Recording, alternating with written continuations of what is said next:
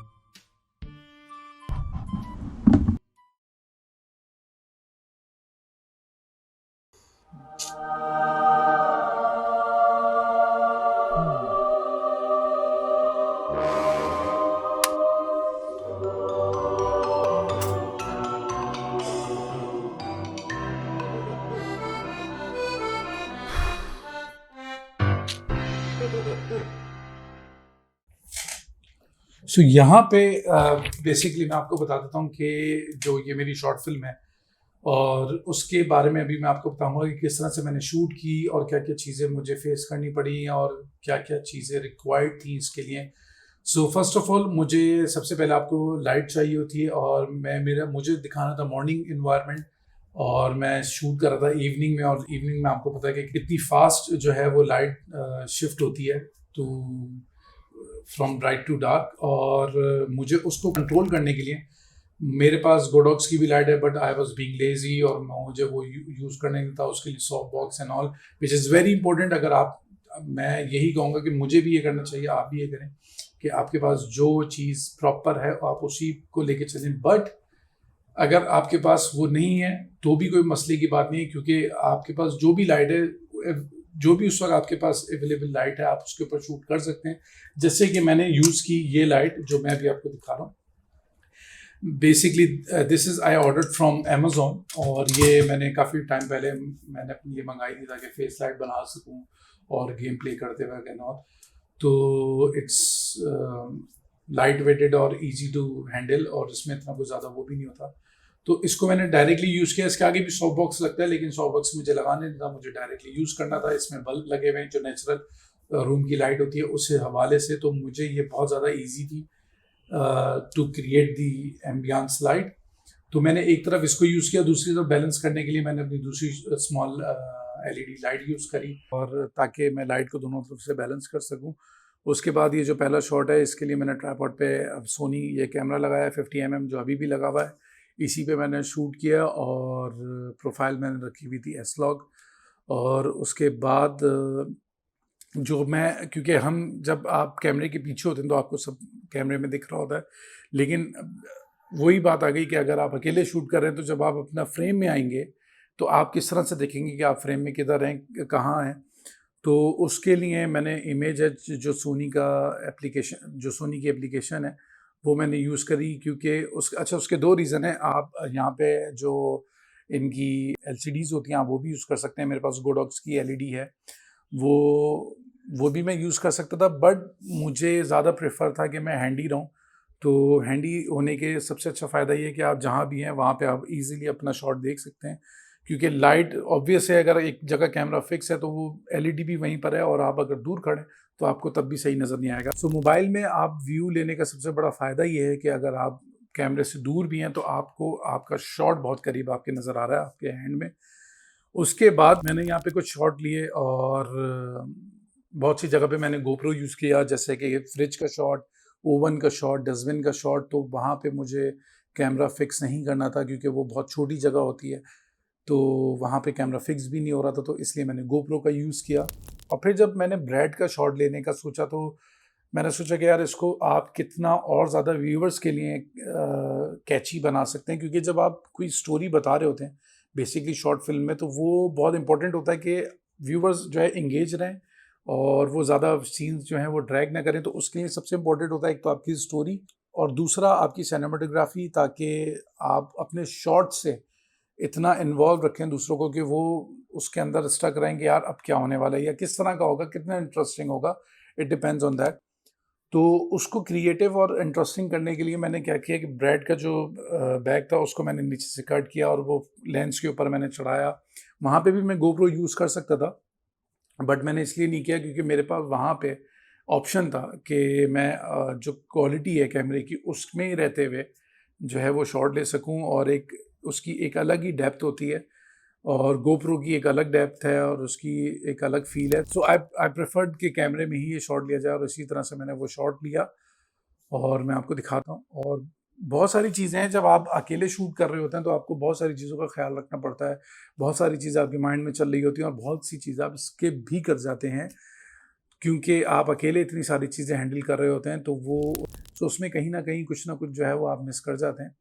सो वो आप रीशूट कर लें। मेरा जो सबसे बड़ा ब्लंडर हुआ था वो ब्रेड जब मैं डस्टबिन में डाल रहा था, तो अच्छा, जो ब्रेड जो है मैं डस्टबिन में जब वो डालने का शॉट लेना था, तो मैं बीटीएस भी अकेले खुद बना रहा था, तो मुझे सारी चीज़ें करनी थी, मुझे फिल्म भी शूट करनी है, मुझे बीटीएस भी शूट करना है। तो मैंने मोबाइल जो है वो अपना ऊपर एक वो जो मेरा शू रैक है उसके ऊपर रख दिया था मैंने।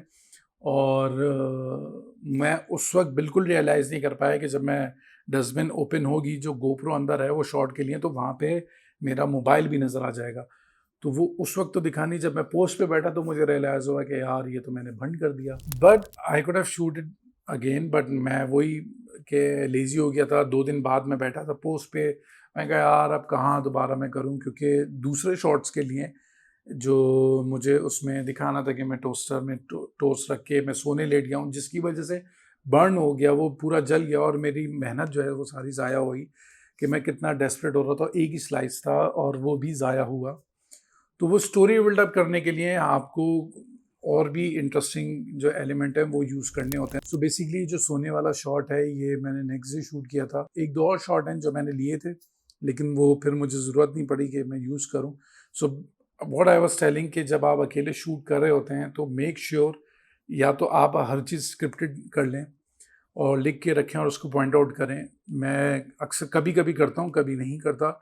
इस वाले सिनेरियो में मैं नहीं कर रहा था, तो मैंने उसके लिए क्या किया कि मैंने हर चीज़ को एक्स्ट्रा एक्स्ट्रा एंगल पे शूट किया, ताकि अगर कहीं भी किसी भी एंगल में कोई एक चीज़ नहीं सही लग रही हो तो मैं उसको दूसरे एंगल से कवर अप कर सकूं। जिसकी मिसाल ये शॉट है कि ये बहुत बेसिक सिंपल शॉट था स्विच का ऑन करने के लिए। इसको मैंने 3-4 अलग अलग एंगल से शूट किया ताकि मेरे पास वेरिएशन रहे, और जब मैं टाइमलाइन पे आऊँ तो मेरे पास ऑप्शन रहे कि यार मुझे कौन सा बेस्ट एंगल लगाना है और किस तरह से अपने आप को सेव करना है।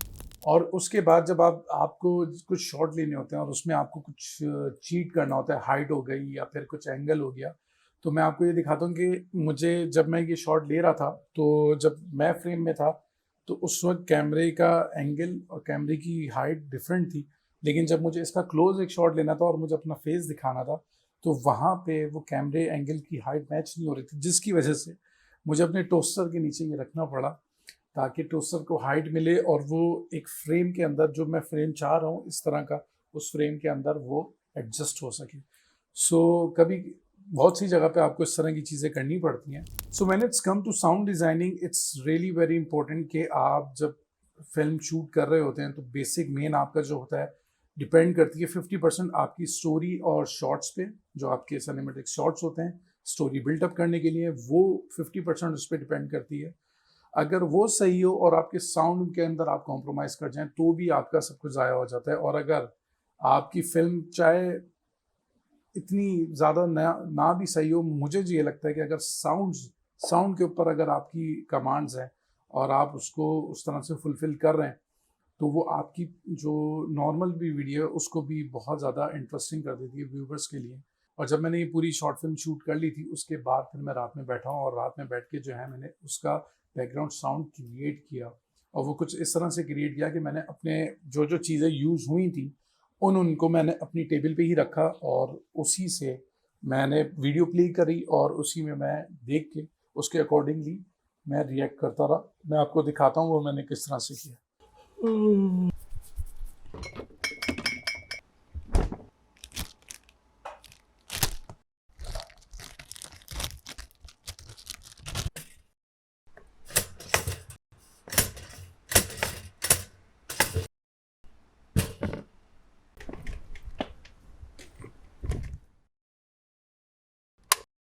So this is it. I hope आप लोगों को ये वीडियो अच्छी लगी हो और मेरी पूरी कोशिश रहेगी कि नेक्स्ट जो भी मेरी अभी जो शॉर्ट फिल्म्स मैं अभी प्लान कर रहा हूँ, तो जो भी मेरी अब अपकमिंग शॉर्ट फिल्म्स होंगी उनकी भी मैं इसी तरह से BTS बनाऊँ वीडियोस और उसको फिर हम इस तरह से डिस्कस करें, डिटेल में जाएं और देखें और सीखें, क्योंकि मैं भी इसी तरह से सीखता हूँ। यूट्यूब पे जब बैठता हूँ देखता हूँ काफ़ी सारे यूट्यूबर्स हैं जो अपनी फिल्म्स के बिहाइंड द सीन्स आपको दिखाते हैं, बताते हैं। वो उसका मकसद ही ये होता है ताकि आप उससे सीख सकें और अपनी कोई चीज़ क्रिएट कर सकें उस लिमिटेड इन्वायरमेंट में जिसमें आप हैं और उन लिमिटेड रिसोर्सेज के साथ जो आपके पास अवेलेबल हैं, तो उसमें आप बहुत कुछ कर सकते हैं। It's just up to you कि आपने उसको किस तरह से एग्जीक्यूट करना है। तो खैर मैं यहाँ पे लेता हूँ इजाज़त। इंशाल्लाह फिर मिलेंगे किसी नई ब्लॉग में, किसी नई लोकेशन पे, किसी नई कहानी के साथ, क्योंकि लाइफ का गेम ऑन है boss. So take care, peace out.